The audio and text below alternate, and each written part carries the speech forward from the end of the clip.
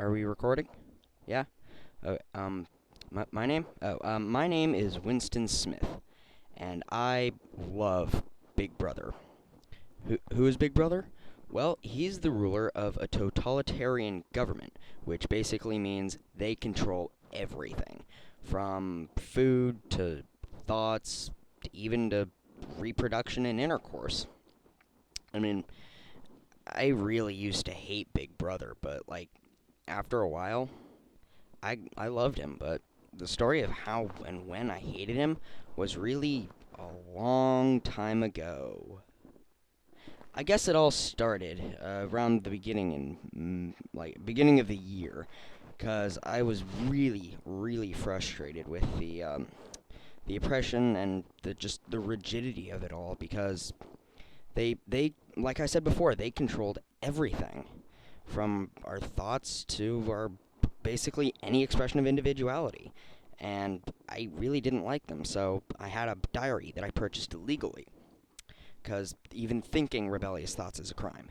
And I just would write down everything I didn't like about the party. And after a while, I became fixated on a really powerful party member named O'Brien. And I at the time thought that he was yeah, I thought that he was a secret member of this little group called the Brotherhood, which was basically a rival political group secretly trying to take down Big Brother. More on that later, though.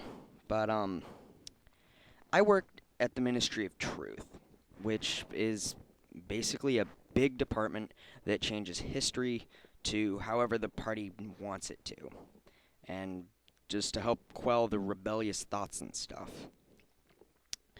And there's this one time I was working, there was this dark haired girl. I don't remember her name right off, but she was just sitting there, staring at me.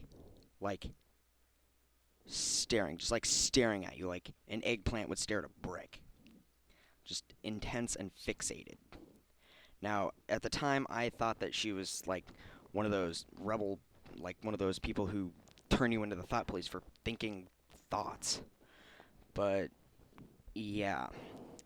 And I really was uncomfortable about it. But after a while, things kind of blew over with that when she gave me a letter. It said simply, I love you. I was thinking, are you serious? Because, as it turned out, she was actually a rebel, of course, but a rebel spy. She was one who had committed various thought crimes herself.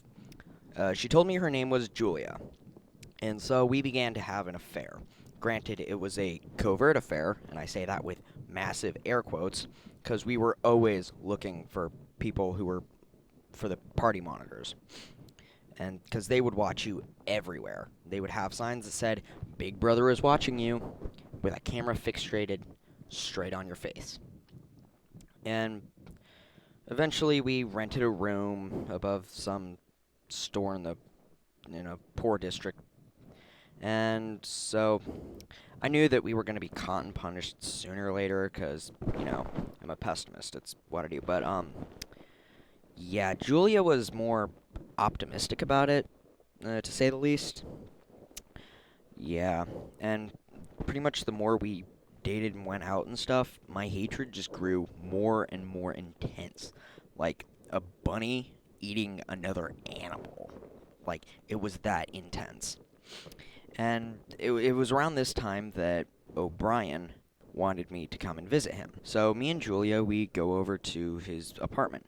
And let me tell you, oh man, it was stuff that dreams are made out of. I mean, wow, it was just amazing.